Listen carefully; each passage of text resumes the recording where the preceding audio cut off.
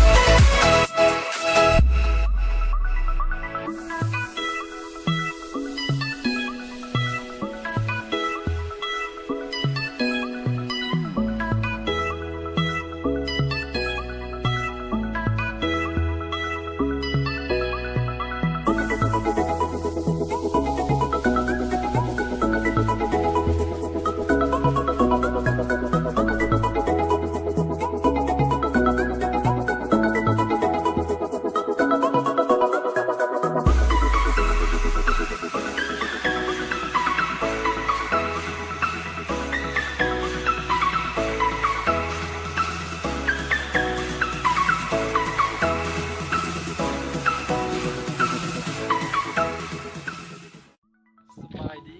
ครั้งแรกน้องที่ได้มาอยู่กลางเครื่องห้องบึงการร่วง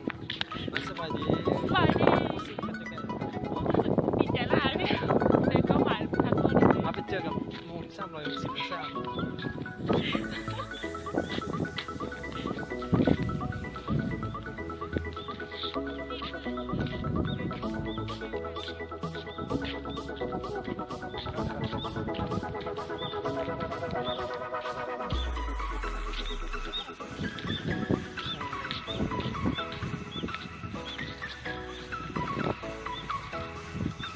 ครับเลยผมระวัง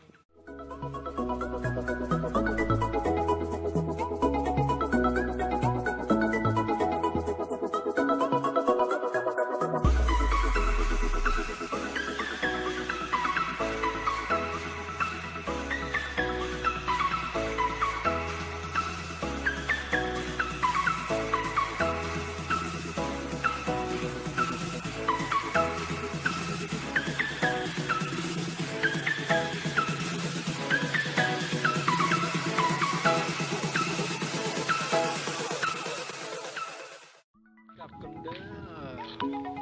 ประสบการณ์ใหม่นะการมาบินบึงการร่วงเป็นยังไงโอเคอยู่อ่ะ มวนอยู่บนน้า โอ คุณ เค ดู อยู่อ่ะ มวนอยู่ใส่ หลักเลย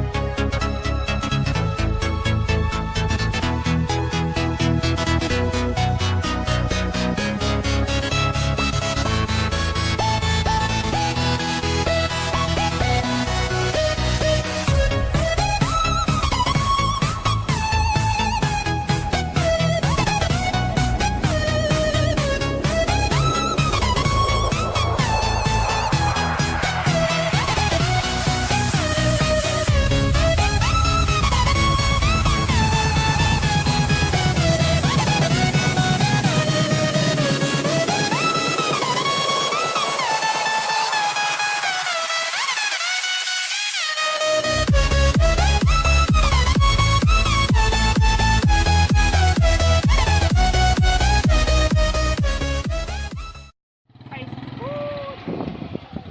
ไป